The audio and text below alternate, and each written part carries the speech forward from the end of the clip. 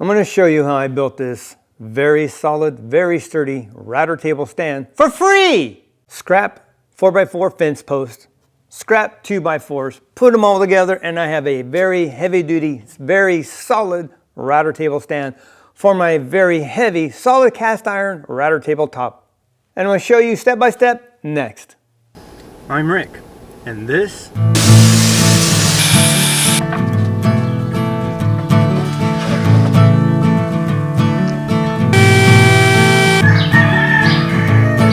Shut the heck up, you stinking roosters.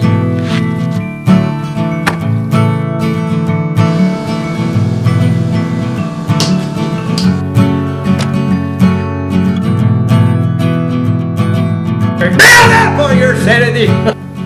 This is the shack. Hello and welcome. If you're new to the channel, or if this is your first time stopping by, thank you so much for taking some of that valuable time out to view. I truly appreciate that. Since you're here, why not subscribe? And when you do, don't forget to ring the bell so you are notified when the videos do come out. This video ended up being very long. I had to cut it up into two sections. The first section, which this will be, is mainly getting the tabletop out, getting the stand built, and that will be it in this video. When the second part comes out, which will be, I think, just before Christmas, you can see me assembling, making, sad to say, about 10 mistakes. I got so excited, I just rushed to get it together, and I made a few mistakes. Nothing that broke anything, things like that, but made me go back a few steps, do a few things to rectify the mistake I made, especially in this and the router lift. Yeah. Anyway, let's just dive into it. We're going to start the build of this temporary stand. Let me pop this out and we see what we got to work with before we start building. Staples, I still got staples left in here. Oh, there we go. All right, all the staples are done. Let's see what we got here, top or bottom. Neither either, dang. Okay. More unpackaging to go yet. Oh, we got another one there yet. Whew, everywhere staples. We got a staple shortage, now we know why. Perfect, upside down, good. So I can see where these screws are. Hold this in. Like 1, 2, 3, 4.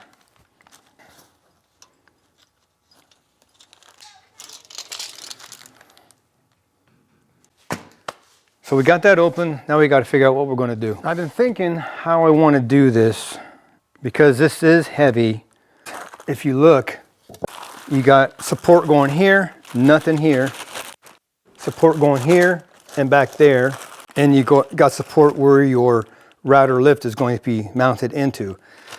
I don't want to take a chance making a 2x4 frame sitting on here. I want the legs to sustain all the weight. So what I'm going to do, I was thinking, there's plenty of room in all four corners. It works out just fine. Right here is one of the mounting points for, I guess, the steel cabinet, or if you buy the steel stand, it screws in right here. But it is the perfect spot here for a 4x4. Fits perfect. So what I'm going to do, I'm going to cut 4 legs, mount them in each 4 corners like this, and then I'm going to figure out how to mount the 2x4s here, because if I do it to the edge, it misses support point right here. Right there's a hole. So what I'm thinking I'm going to do, I'm just going to center that right there. It will be offset, so when I mount the 4x4 here, it's actually going to look like that. But this will be the center of this support area, and I think that would be fine because the weight, again, is going to be distributed on the 4x4 legs. This is just to give it stability to mount it to the router tabletop, and I'll put 4x4s further down to give the leg stability so they don't move. I was thinking of maybe using dowel joinery, but I don't want to keep this permanent. I want it to be able to break down later. So I'm going to use pocket hole joinery to put this all together. So what I'm going to cut the legs to length to, I'm going to have to get a mic on this. I'm kind of curious. It's not that thick. I think maybe the plate itself is a 1/4 inch thick, maybe 3/8, I'm not sure. But when I measure it, it looks like it could be about a 1/4 inch. I want this to be about 35-ish, somewhere around there. It could be a little higher or low, doesn't matter. I'm going to mount these adjustable legs on it so I can make sure I get it level in case, because my floor isn't perfect in the shop here. So if I get any wobbling, I can take that out with these. So from the bottom of this to the floor, where my adjusting nut is, about 7/16, give or take. So if I put that on there, add about a 1/4 inch to the plate, and I'm going to cut the legs to 34 3/8. It should put me about 35-ish, somewhere around there. It doesn't matter, as long as it's 35, that's all I'm looking for. I'm just using some old posts. Again, this is temporary. I don't want to spend the money on new. I just want to use what I have. I got plenty of 2x4s laying around. I can cut them to size to fit for inside the framing. I think this will be a good enough design for a temporary purpose. Well, let's get outside and cut the 4x4s real quick.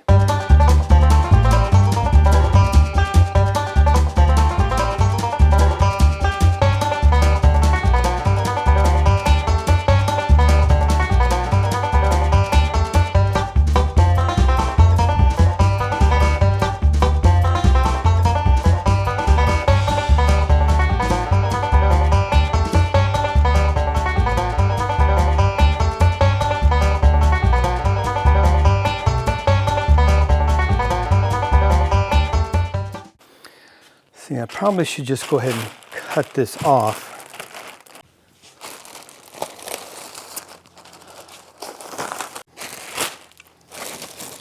Okay, that's good enough. That'll get in where I need to get. Basically, these are going to set right in there, and that's what I was afraid of. I may have to trim, put a bevel on the end corner so it fits in there properly. See, that's flat, that's sitting flat there, but it only goes in so far. So what I think I'm going to have to do, I'm just going to do like a 45, cut an edge off the corner here, see how it fits in there. And I may have to, since the corners are rounded, use a handsaw, cut these and cut them out, just to make sure these sit flush on the router table themselves. So let me figure this out and get things cut so we can sit in them properly and get some measurements. Now I want to show you the difference. This sitting on the table flush, slide it in, and it starts to hit the curved areas here.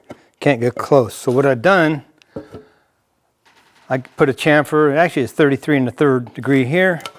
I cut the corners out with a handsaw, set it on here now. Now, perfect fit, slides up nice and tight. So now I can do all 4 of these. They'll fit nice and snug. The weight will be distributed on the legs and not the frame of it, just the legs, which I want. Let me get the other 4 ends cut. Then we can start figuring out how we're going to set this up here. Next thing I do is get some 2x4s cut to fit. Then I got to figure out how I'm going to put the screws through the 2x4 into there and make sure they're all lined up. But I got to get these cut to fit. So basically what I'm looking at, 16 1/2. You see right here, this screw is actually a leveling screw for the rudder lift. I put that in there so I could put the wood in about where I want it, hit it a few times, and you can see right here, that's where that screw meets the wood. I can measure this down from this edge, measure it over from this edge, mark 4 sides for all of these. I can drill this a little bit larger than that, countersink it down, and I'm going to put in a 1/4 bolt. Drill them out and I just line them up. Once these are bolted in, then I can screw it in this way. So I'm going to drill the pocket holes, drill this on the 2 bottom pieces here, little by little getting it together. Now they say that this is 1/4. Some of these aren't going in smoothly, so I'm going to get my 1/4 tap and I'm going to clean out all the 1/4 threads. I'm going to show you what I mean. This is one I was trying to get thread into. As far as it goes, and gets real tight. So I got to clean all that out, and there might be some debris down in there. So we're just going to clean the threads out. I'm going to tap it down as far as we can go.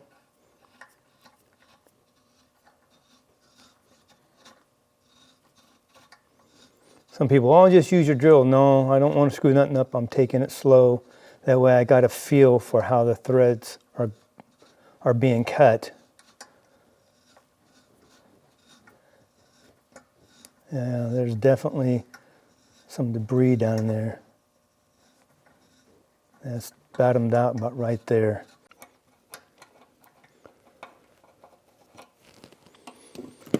Let's try her again. Oh yeah, look at that. Nice. So I'm going to clean the threads and all these real quick before I progress any further.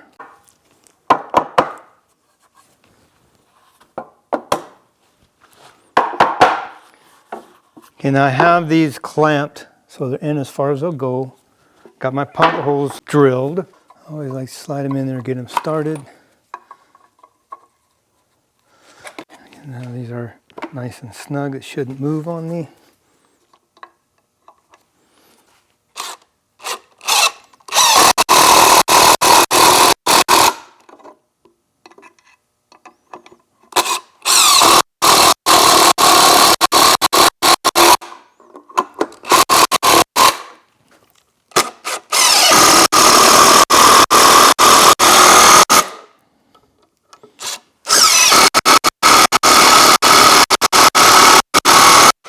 Cool.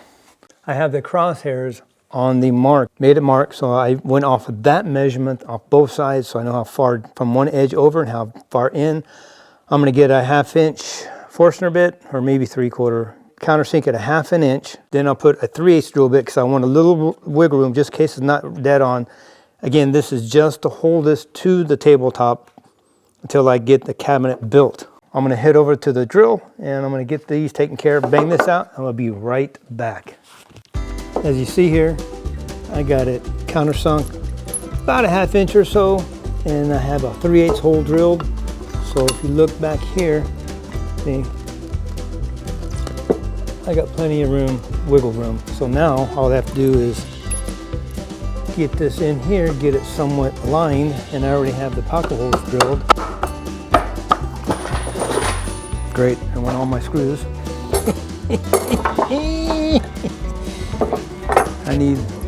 I actually had to go to inch and inch and a half. They were 1 1/4. It wasn't long enough, so I went 1/4 inch, 1 1/2. I have all the holes here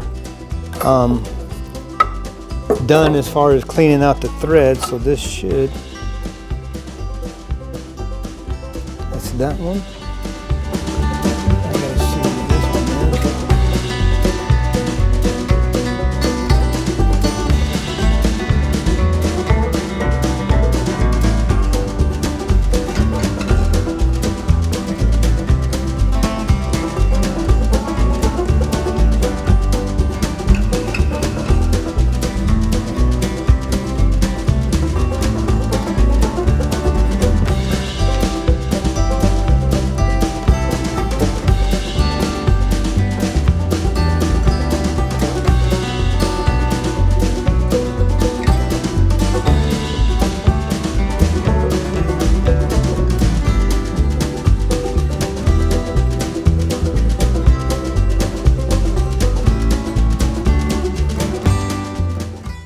Now the bottom support, I got pocket holes. I already got this one done. Basically, it's not nothing really critical.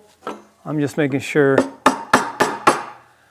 I'm just using my woodpecker stainless steel square here to make sure it's far enough down. And that's good there. Make sure it's down. There we go. So I can bring that up. Right there.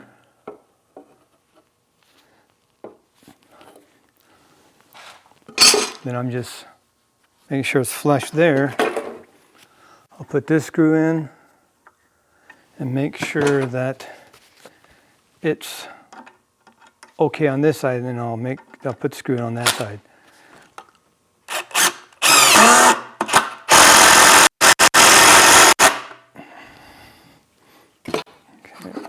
Make sure it didn't move.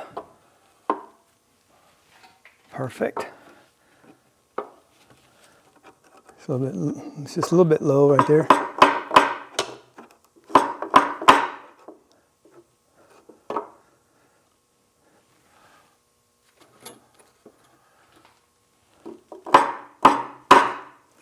good right there.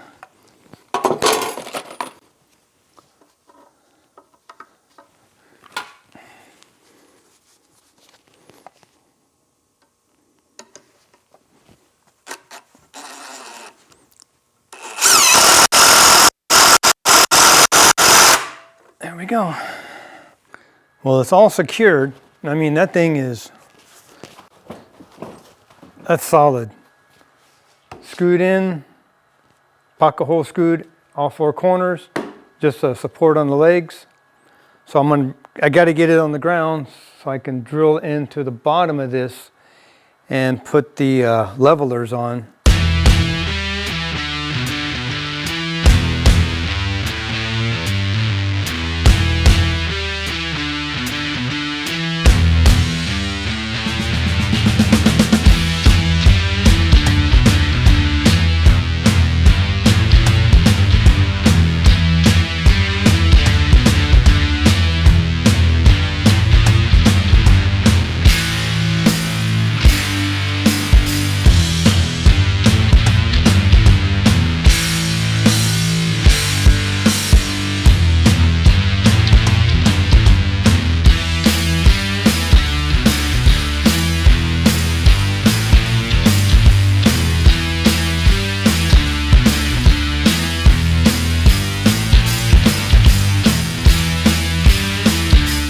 Well, that went pretty smoothly, better than I thought. As you saw, when I sat this on the ground, it did wobble because my floor isn't the levelest. It does have some spots in it. So what I'm gonna do, I gotta figure out, I gotta drill a hole, set that in there, and then put my leveler in. So I think what I need is almost a 1/2 inch. It's 0.435. I could do a 7/16 probably.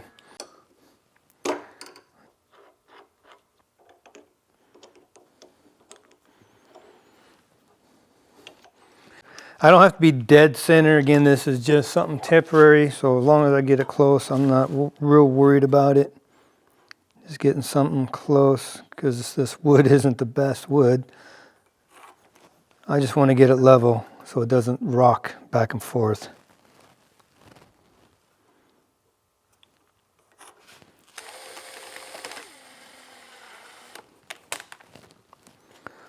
So I'm just gonna get those crosshairs. I don't need to get the crosshair, I just want to get it in there. And that's where I want it, about right there.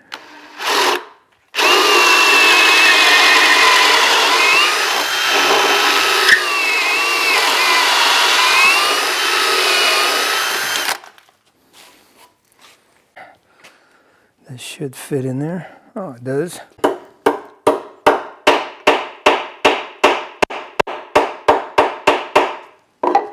That in there, and this should go all the way down.